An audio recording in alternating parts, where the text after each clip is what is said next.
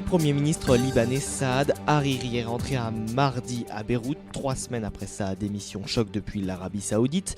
Voilà ce qu'indiquait donc le communiqué du bureau de presse de Saad Hariri. Sitôt arrivé tard le soir à l'aéroport international de Beyrouth, il est monté dans un convoi sans s'adresser à la foule de journalistes libanais et étrangers qui l'attendaient.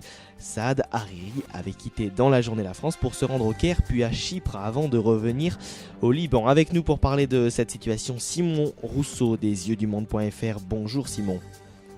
Bonjour Martin. Alors pourriez-nous, avant de rentrer vraiment dans le vif du sujet, rappeler en quelques mots l'ensemble des événements et puis insister aussi sur le fait que le système politique libanais est tout à fait spécifique. Oui, bien sûr. Donc comme tout le monde le sait probablement, le 4 novembre dernier, Saad Hariri a surpris un peu tout le monde en annonçant sa démission donc depuis l'Arabie Saoudite et en dénonçant notamment une mainmise de Téhéran sur le pays, donc via notamment le Hezbollah. Donc suite à cette décision, la question se posait de savoir quand est-ce que Saad Hariri allait revenir au Liban, donc pour remettre en main propre sa démission au président, comme l'exige le système politique. Et à la suite de ça, donc c'est vrai que face à l'absence de nouvelles de Saad Hariri et un peu l'opacité autour de cette démission, se posait la question de savoir s'il n'était pas donc retenu en Arabie Saoudite contre sa volonté. Donc comme vous l'avez rappelé, il est revenu à Beyrouth donc dans la nuit de mardi à mercredi. Afin donc de clarifier un peu la situation. Donc vous m'avez demandé de revenir un peu sur le système politique libanais, et c'est vrai que c'est un système qui est atypique et qui présente quand même de nombreuses fragilités intrinsèques. Donc pour reprendre les mots d'Aren Nicart, c'est un système consociatif qui essaye donc d'associer au pouvoir les différentes confessions présentes au Liban dans une espèce de troïka qui répartit le pouvoir entre un président de la République maronite, un premier ministre sunnite et un président de l'Assemblée chiite. Donc c'est un découpage qui avait été prévu par le statut organique de 1926, puis confirmé par les accords de Taïf de 89 qui avaient mis fin à la guerre civile. Et c'est un système donc qui présente de nombreuses fragilités puisque les blocages politiques au Liban sont légion. Donc il semble peut-être bon de se rappeler qu'avant l'accession au pouvoir de Michel Aoun en octobre 2016, on avait assisté quand même à 29 mois de vacances de la présidence et donc d'un blocage politique majeur pour le pays. Quelles sont les conséquences de la démission de Saad Hariri pour la politique intérieure libanaise ? Eh bien les conséquences, elles peuvent être nombreuses et je parle du coup vraiment avec des pincettes puisqu'on ne sait pas encore vraiment comment la situation va se décanter, mais la démission en fait faisait planer le risque d'un nouveau blocage.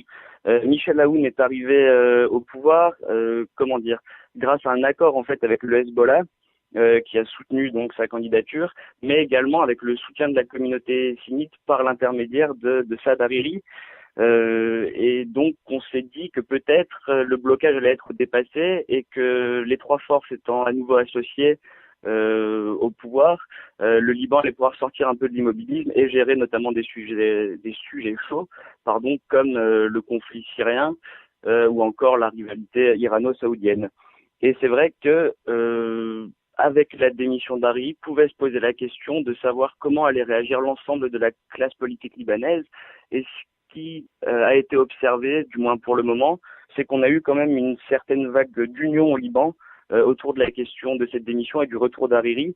Donc Nadi Berri, le président de la Chambre, comme Michel Aoun, se sont quand même mis d'accord pour attendre le retour d'Hariri et qu'il dépose sa démission donc en bonne et due forme. Donc on observe quand même que pour le moment le système a tenu. Et il est aussi important de noter que Saad Hariri a annoncé aujourd'hui qu'il suspendait donc cette démission suite à des discussions avec Michel Aoun. Donc la démission pour le moment n'est pas pleinement effective. Alors Simon, vous parliez effectivement de cette guerre irano-saoudienne. Le Liban apparaît-il comme le théâtre de cette guerre par procuration ? Eh bien oui, il semblerait que le Liban soit actuellement donc le théâtre de cette rivalité entre l'Iran et l'Arabie Saoudite. Cette thématique était déjà présente sur les conflits syriens et yéménites, mais aujourd'hui, il semblerait que ce soit vraiment le Liban qui cristallise les tensions. Donc, il est intéressant de noter que Mohammed Ben Salman, donc le prince héritier saoudien, vient juste de solidifier considérablement son pouvoir intérieur, donc à la suite de la nuit des longs couteaux, le 4 novembre, où il a purgé, un peu l'appareil étatique pour renforcer son emprise. Et donc, dans la lignée de ce renforcement de son pouvoir, il vient d'avoir un discours quand même très très ferme sur l'influence iranienne, notamment au Liban, et notamment en exerçant, pour plusieurs observateurs, des pressions sur Saad Hariri. Donc il faut aussi voir un peu, je pense, le contexte. Dans la nuit du 4 novembre, il y a eu aussi un missile Houthi qui a été intercepté par Riyad, donc au-dessus de son territoire national. Ça peut expliquer aussi cette fermeté un peu du discours de l'Arabie saoudite qui cherche à tout prix à contrer l'influence de l'Iran, donc comme je le disais, en Syrie, au Yémen, et qui semble aussi un peu effrayé du retour en force de l'Iran, qui, à la suite de l'accord de juillet 2015 sur le nucléaire, est en train de regagner une influence décisive dans la région et sur la scène internationale. Et alors justement, de nombreux analystes émettent l'hypothèse d'une préparation à la guerre contre le Liban et le Hezbollah par une alliance entre Israël, les Saoudiens et les États-Unis. Êtes-vous de cet avis ? Je me garderais bien de donner une réponse tranchée, mais il me semble que ce qu'il est important de noter, c'est que la politique américaine, donc via le président Trump, a été quand même, assez évocatrice. Donc on se souvient que le 20 mai 2017, Donald Trump a effectué sa première visite à l'étranger en Arabie Saoudite et s'est très vite félicité d'avoir signé des contrats pour près de 380 milliards de dollars.